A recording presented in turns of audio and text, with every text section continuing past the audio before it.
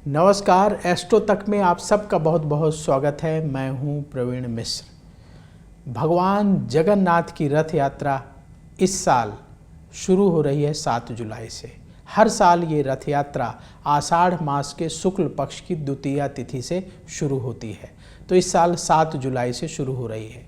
उड़ीसा के पुरी में भगवान जगन्नाथ का भव्य मंदिर है और ये 4 धामों में से एक माना जाता है। तो उड़ीसा की जो पुरी का जगन्नाथ मंदिर है, वहाँ से जो रथ यात्रा निकलती है वो 10 दिनों तक चलती है और आषाढ़ शुक्ल पक्ष के 11वें दिन जब भगवान जगन्नाथ की वापसी होती है तब यात्रा का समापन होता है। और पुरी में जो भगवान जगन्नाथ का मंदिर है, यहाँ भगवान के दर्शन करने के लिए, रथ यात्रा में शामिल होने के लिए दुनिया भर से लोग आते हैं। भारत से तो आते हैं, भारत के अलग अलग कोनों से आते हैं, दुनिया भर से लोग आते हैं। वहाँ भगवान कृष्ण, उनके बड़े भाई बलभद्र और बहन सुभद्रा की मूर्ति है और इन्हीं तीनों देवताओं के रथ जो है निकाले जाते हैं और रथ को खींचने के लिए सैकड़ों की संख्या में श्रद्धालु वहाँ आते हैं और बड़ा अपना सौभाग्य समझते हैं कि उन्हें ये रथ खींचने के लिए मिल रहा है। रथ यात्रा में शामिल होना, रथ यात्रा के दर्शन करना विशेष पुण्यकारी माना जाता है। इसीलिए लोग सिर्फ दर्शन के लिए, एक झलक पाने के लिए भी जो है जगन्नाथपुरी पहुंचते हैं। तो इस बार 7 जुलाई से लेकर के 16 जुलाई तक जगन्नाथ भगवान की रथ यात्रा चलेगी।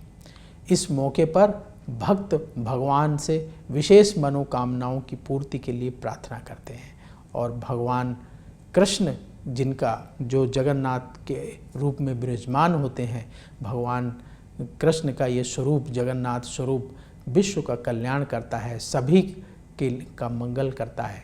इसीलिए सब कोई अपने जीवन में अपनी इच्छाओं की पूर्ति के लिए भगवान जगन्नाथ की रथ यात्रा में शामिल होते हैं और उनसे प्रार्थना करते हैं कि उनकी मनोकामना पूर्ण हो।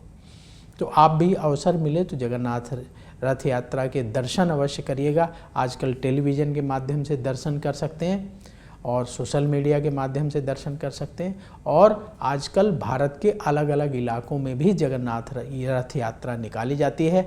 तो अगर आपके घर के आसपास कहीं जगन्नाथ रथ यात्रा निकल रही है तो वहाँ अवश्य जाइए और उसमें शामिल होइए, क्योंकि शास्त्रों में बताया गया है कि भगवान जगन्नाथ की रथ यात्रा में शामिल होने से 100 यज्ञों के पुण्य का फल प्राप्त होता है। जितना पुण्य 100 यज्ञ करने के बाद मिलता है, उतना पुण्य भगवान जगन्नाथ की रथ यात्रा में शामिल होने से मिलता है। इसलिए भक्तों को भगवान जगन्नाथ की रथ यात्रा में अवश्य शामिल होना चाहिए। तो आप सबको भगवान जगन्नाथ की विशेष कृपा मिले, ऐसी हम प्रार्थना करते हैं। देखते रहिए एस्ट्रो तक। नमस्कार। एस्ट्रो तक ऐप पर आपको मिलेगा भविष्य से जुड़े हर सवाल का जवाब। डाउनलोड कीजिए एस्ट्रो तक ऐप और चुटकी में जुड़िए इंडिया के बेस्ट एस्ट्रोलॉजर से।